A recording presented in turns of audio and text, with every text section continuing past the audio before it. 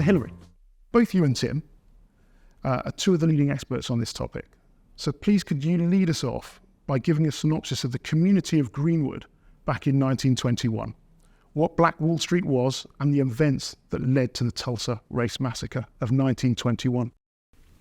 At this point, there are two survivors living to tell the story of what happened to them that night.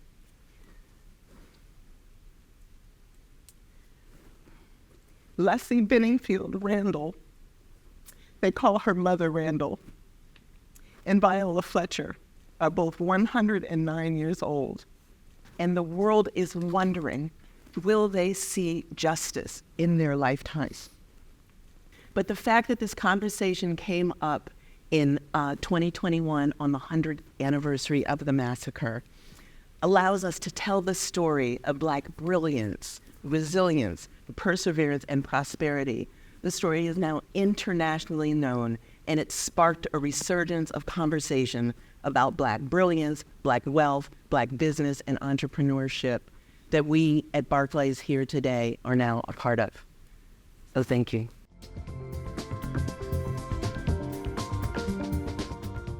Tim and Hilary, we know that you've both authored books on the Tulsa Race Massacre. Could you both share what made you decide to research this topic? And in relation to that research, what was the thing that you were most surprised about? I was born and raised in a small farming community in northwest Minnesota.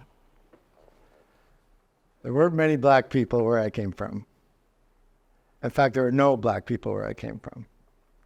And I consider myself to be a relatively humane individual who cares about other people. But through my young adulthood, race just wasn't relevant to me. It wasn't on my radar screen at all. You know, when I finally got to Texas and started working around people who looked different than me, there were people. There was Black reporters, or Black editors, okay, it's cool, right? And then one day, and I guess it was January of the year 2000, my editor at the newspaper in Fort Worth, Texas, where I work, came up to my desk and handed me a printout of a wire story out of Oklahoma about something that the Tulsa Race Riot Commission, some action they had taken. But that wasn't the most interesting thing.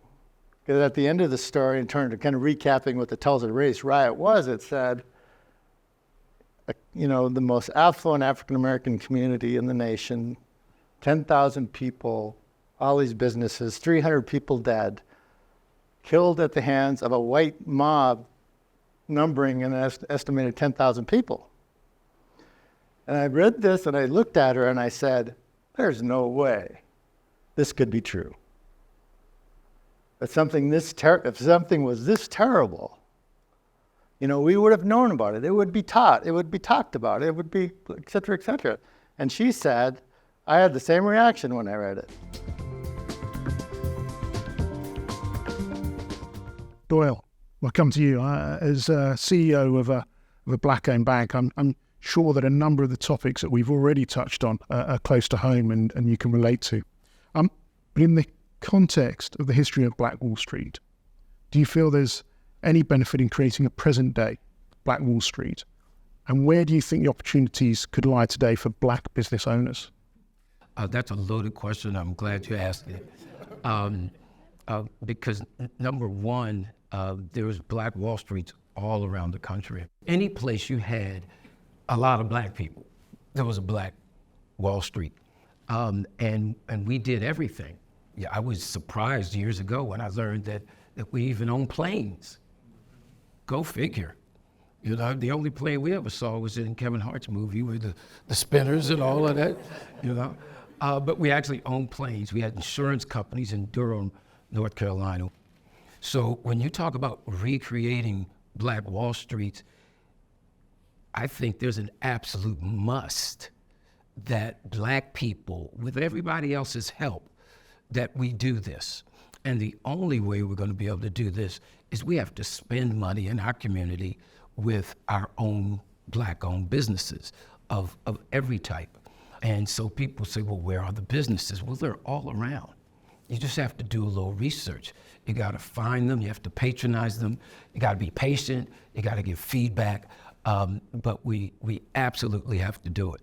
This is a really important, starting our own businesses and running our own businesses is a really important component of closing the racial wealth gap, because the data around closing the racial wealth gap is similar. We're on pace, I don't know, it'll take 250 years or more to close the racial wealth gap. You don't have that kind of time. Right, even when you include people who have traditional jobs.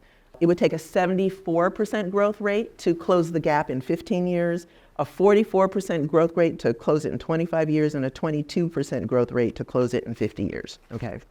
That said, there are a lot of really exciting trends and opportunities going on. So we've been having this conversation about Black entrepreneurship and Black businesses very vigorously since pretty much since George Floyd and the anniversary of the Tulsa Massacre, 100th anniversary. And so since then, the number of Black-owned businesses in the United States has increased by 38%, making Black Americans the fastest growing class of new business owners in the United States. Black women are the fastest growing group of entrepreneurs overall. Right now, 17% of Black women are either running a business or in the process of starting a business. You know, I think we need to make a commitment, every individual, no matter what you look like, to have the courage to dig into the history of this country. And while it may upset you on one hand, I think the ultimate goal, like Tim said, is to really make your life more full so we can appreciate each other a lot more. You know, there's not a whole lot of tolerance that we have for other people nowadays, and we need to have much more tolerance of other people. Once you learn their story, we gotta understand that every time we look at somebody in the eye, they got a story. See, we just see a face and it's a blur and all of that, but I think we've gotta understand that everybody has a story. Most of our stories are not perfect. There's always some pain, and maybe if we just talk to each other, we just listen, maybe we can hear something that somebody's saying that might give us some empathy and some patience.